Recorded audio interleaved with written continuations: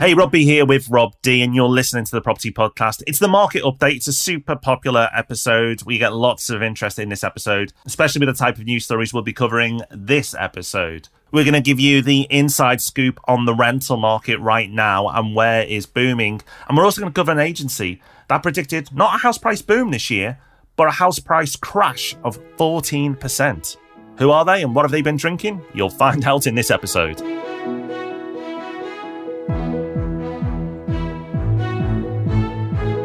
Welcome to the Property Podcast, where every Thursday morning, property investors come to be informed and inspired. Yes, today is Market Update, and as well as indulging in our favourite hobby of slacking off other people's predictions, we are going to be talking about some important developments in the rental market, the mortgage market, and of course, talking about house prices. And as if that weren't enough, stick around to the end, because in Hub Extra, we're recommending a podcast that follows directly on from one of our favourite books of recent years. Just before we get into our main topic this week, a quick announcement. Rob and I are presenting a webinar and you are invited. It's actually been over a year since we last hosted a webinar, but we thought it was high time we did another one because we really want to talk about ourselves for half an hour and then pitch you on something expensive. No, we don't. We actually want to do it because we've got a concept that we're really excited by and that we want to share with you. It's called the Property Investors Magic Formula. And in this webinar, we're going to share what this formula is. I'm going to show a real purchase of mine where this formula actually saved it. And we're going to talk about when property does and doesn't outperform the stock market. And the answer might just surprise you. So this is taking place on the evening of the 14th of September. It is completely free. I was joking earlier, there's not going to be anything for sale. And to sign up, you just need to go to propertyhub.net/webinar. So that's the 14th of September. Places are free but limited. So make sure you go and sign up at propertyhub.net/webinar and we'll see you there. Let's get straight into it. It's time for our market update. We're looking back over what's happened in the month of August. Traditionally a slower time of the year, both in terms of the property market because everyone goes on holiday, and politically in terms of new initiatives and policies being announced for the same reason. Politicians go on holiday. But this has not been a quiet month. We've got so much to talk about this time around. But Rob, we tend to start by talking about what everyone's talking about at the moment and is always a popular topic of dinner party conversation.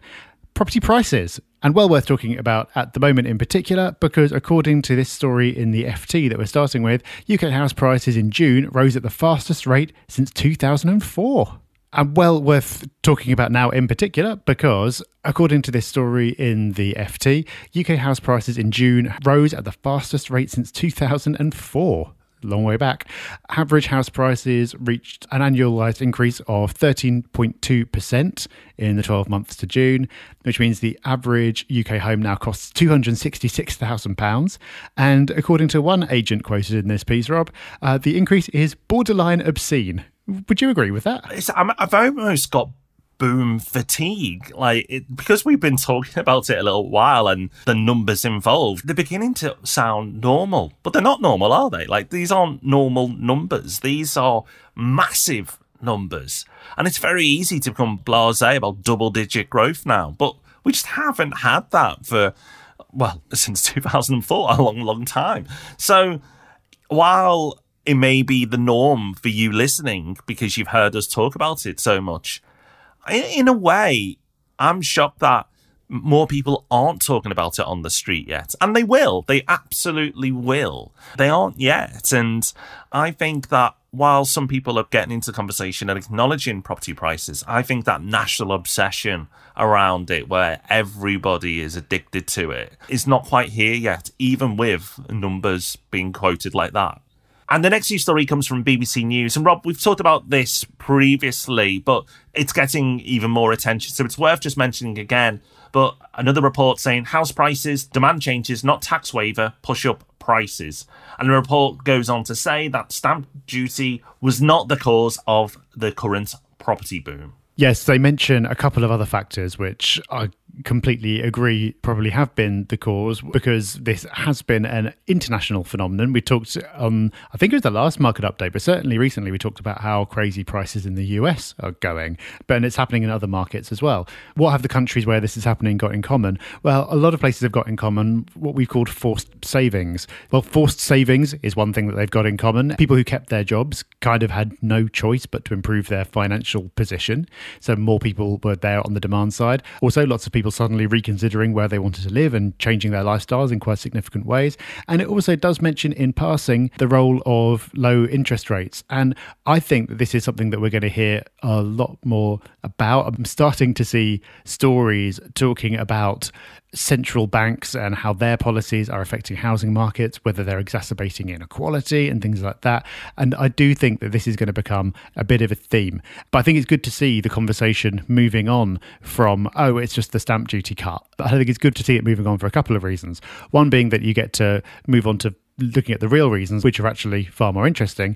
And also, this means that you're more likely to be correct about what happens next in the housing market. Because if you believed that it was all because of stamp duty, you'd expect the market to come to a juddering halt. But as we've discussed before, we don't believe that's going to happen because all these other factors, which are actually driving what's happening, are still in place. Next up, we've got an article from Landlord Today, and the headline reads, Rental Market Pointer, Regional Cities to See Biggest Growth.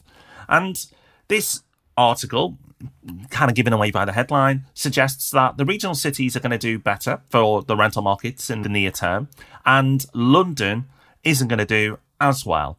And this is interesting for two reasons. Let's stick with the London point first. I think it's interesting that there's more London bashing going on, and we've been part of that in the past, many years gone by, where we've said to people, just ignore London for now. But the more negativity around London, the more I get interested. Like, we were negative a long time ago when nobody was. And now that it's almost fashionable to beat down the London property market, I think it's quite interesting as an area. I think it's too early to be investing there right now, because when will it start moving? And there are no indicators of any positive movement at the moment. But I just think the fact that everybody feels quite comfortable bashing London as an investment area at the moment actually piques our interest. And then the other point that I think is really interesting around this is them pointing to the regional cities, because cities in general haven't done that well recently for obvious reasons, COVID.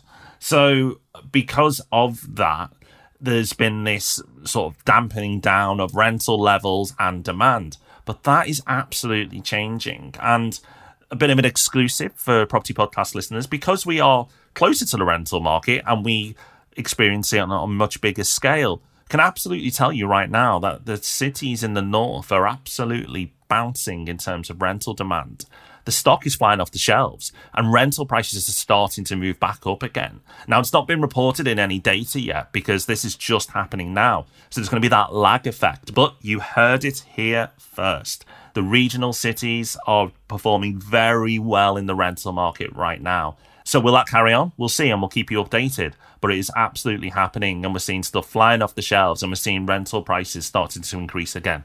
Okay, so the news stories we've covered so far have taken us through what's happening, house prices going up, where is it happening, and where might it continue to happen in the future. We've just talked about where it's happening, so the logical next question to ask is, well, what's going to happen next? If you want to know, Rob, you're probably best ignoring the next article. Yeah, exactly. This is an article from The Telegraph called 5 Charts That Predict the Next House Price Crash. It's actually a pretty good article. It doesn't really predict the next house price crash, but it does talk about a lot of the factors in the housing market, and it does it quite well.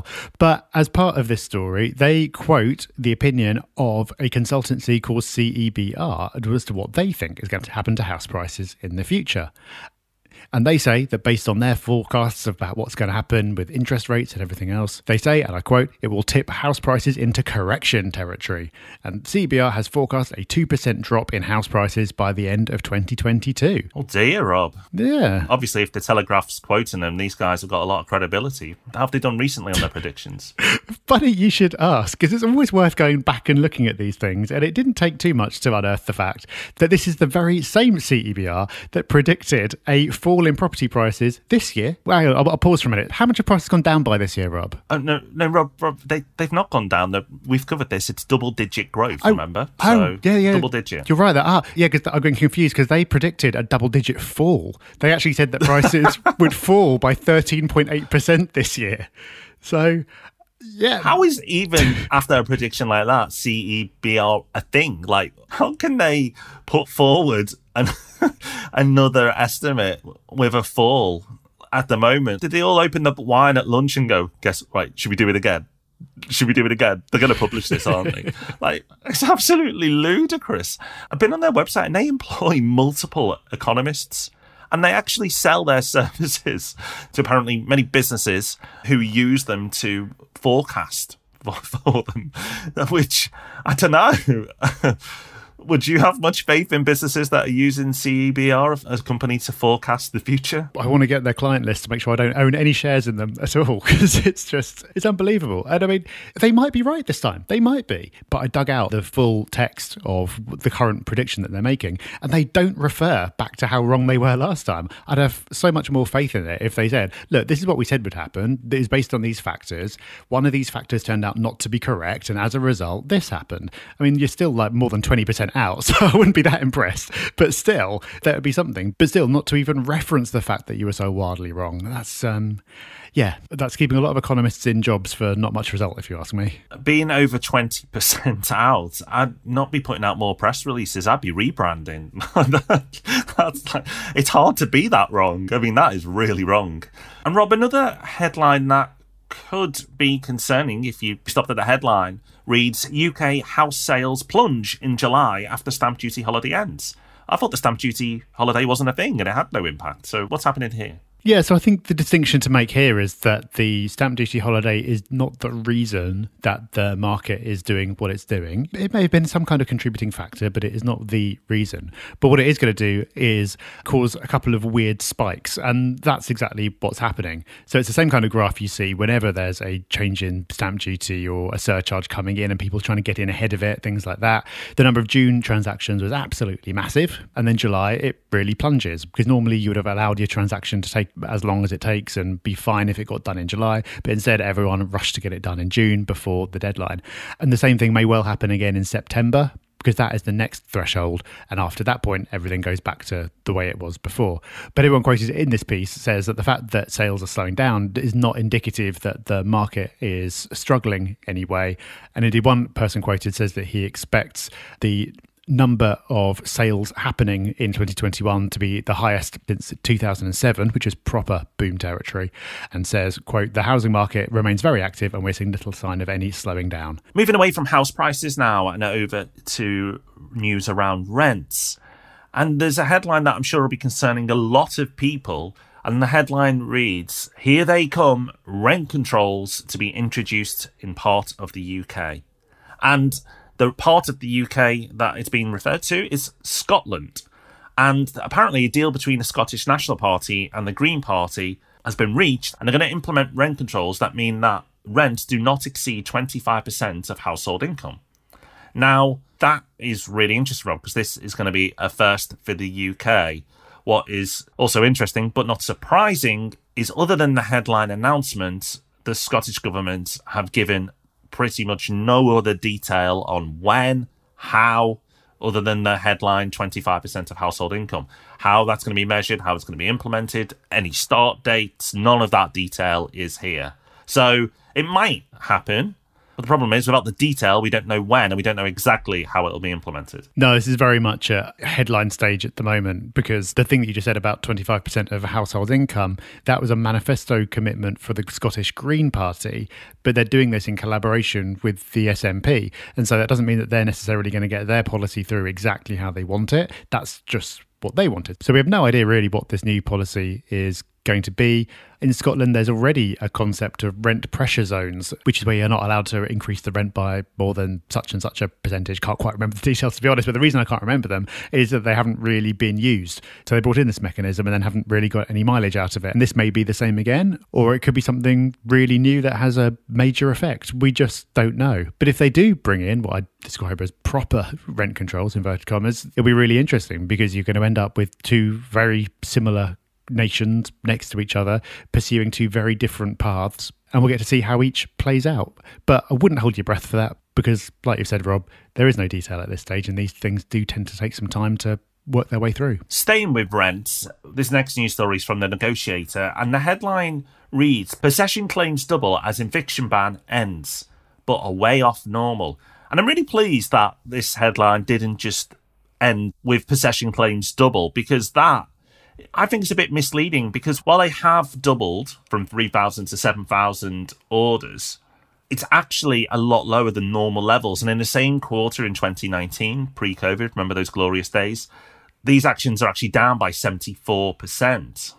And repossessions have started again because you weren't allowed to do repossessions. And they've gone up to 1,500, obviously from zero. But again, that's 80% down at the same period in 2019. Obviously, Rob, I hope it stays down because everyone wants it to stay down, because landlords want people paying and tenants don't want to be kicked out their homes. So I think it's going to be interesting to see how this data develops, because it's only just started again. And hopefully it's not a slow start and it's going to accelerate in a massive way in the coming months. But at least at the moment, it's way down on normal activity. Yes, this will be a very interesting one to keep an eye on, because, like you say, things have only just restarted. And because of constraints in the system, you can't have the entire backlog suddenly working its way through at the same time. So you couldn't go from 0 to tens of thousands. It's just not possible. But will you go from 0 to tens of thousands eventually? Will we go from the 80% decline that we've currently got to being in excess of normal, as there is some kind of catch up? We just don't know, but we'll wait and see. Moving on now from rents to mortgages, something else very much of interest to property investors. And the headline here is from which.co.uk. It says 5-year mortgage rates drop below 1% is now the time to fix for longer. And it's talking about residential mortgages here, but still some absolutely staggering rates around at the moment, Rob. Now, this is at 60% loan to value, which admittedly is lower than a lot of homeowners would normally be going for, because on your own home, you could sort of get to 90% or beyond.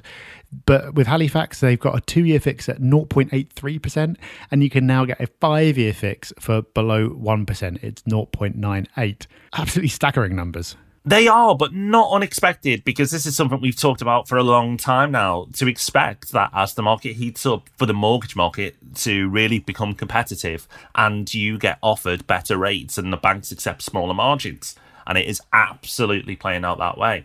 And yes, 60% loan to value, it means that not everybody can access that product. But with house prices going up the way they are at the moment, more and more people are probably going to fall into that category. You know, people who are at 70% loan to value may find that suddenly they're qualifying for 60% products. So this product might be open to more and more people if they're not looking to release equity. For consumers, for homeowners, for investors, this is all positive, and expect buy-to-let products to absolutely follow this trend. It starts with the normal products because that's the easy place for banks to operate in, but then lenders will do the same for buy-to-let as well. So rates over the next 12, 24 months, we can see coming down, and obviously that's great news for investors. So good news around mortgages, but not so good news for the high street. And this is our last story of the day, and the headline that definitely grabs the attention, unfortunately for the wrong reasons, and that's UK loses 83% of department stores since BHS collapsed. That I knew a lot of department stores had disappeared from the high street, but I had no idea it was to that level. Like, if you'd asked me to guess, I probably would have said, I don't know, 20%. But 83% is absolutely staggering. And the article goes on to talk about how some of these spaces are being redesigned and reused in different ways. So there's a space on Edinburgh's main high street that the department store that was there is now being turned into, at the top floor, an office, the middle floor is a hotel, and a much smaller retail space on the ground floor. And that's what needs to happen now. There's been a clear shift in consumer behaviour. More and more of us are comfortable with shopping online, and COVID has absolutely accelerated that trend. So I think there's a place for department stores in key locations, and I don't think that loss will be 100%.